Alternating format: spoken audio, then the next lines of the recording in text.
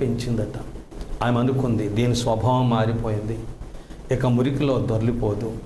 ఎందుకంటే దీనికి మంచి సెంటు వేస్తున్నాను, పౌడర్ వేస్తున్నాను, మంచి పదార్థాలు తినిపిస్తున్నాను, దీనికి మంచి చొక్కా కుట్టించాను, దీనికి ఏదో పేరు పెట్టి పిలుస్తున్నాను, దీని స్వభావం మారిపోయిందని చెప్పి ఒకరోజు దీన్ని పరీక్ష చేసి నా ప్లాన్ సక్సెస్ అయితే నా ప్రయోగము నా ఫ్రెండ్స్కి అందరికీ తెలియచేయాలనుకుందట.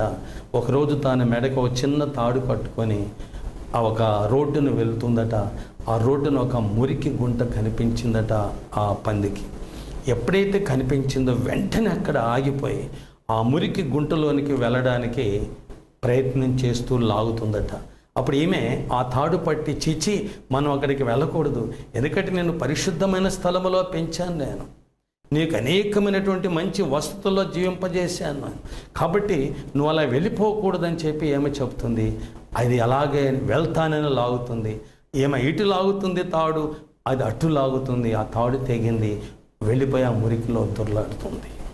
చూసారా, పుట్టుకతో వచ్చినటువంటి స్వభావం అది. అక్కడ వెళ్ళి హాయిగా స్వేచ్ఛగా, అంటే ఆ ధనవంతురాలు ఇంటిలో సోఫాల మీద కుర్చీల మీద అందమైనటువంటి స్థలాల్లో ఉండటం కంటే ఆ మురికిలో ఉండుట దానికి చాలా ఆనందంగా ఉన్నట్టుగా ఫీల్ అవుతుందట.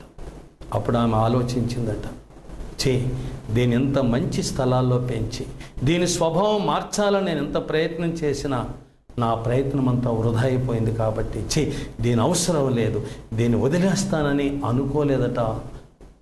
ఆమె దాన్ని ఎంతగానో ప్రేమించి ఏ రీతిగైనా సరే దీని స్వభావం మార్చాలని చెప్పి ఎవరో దారినేలో ఒక కుర్రోడికి ఏదో 10 రూపాయలు ఇచ్చి, బాబు ఆ పంది పిల్లను పట్టుకురా మా ఇంటికి అని చెప్పి తీసుకెళ్ళి మళ్ళా దాన్ని శుభ్రంగా కడిగేసి దాన్ని తన ఇంట్లో అట్టు పెట్టుకొని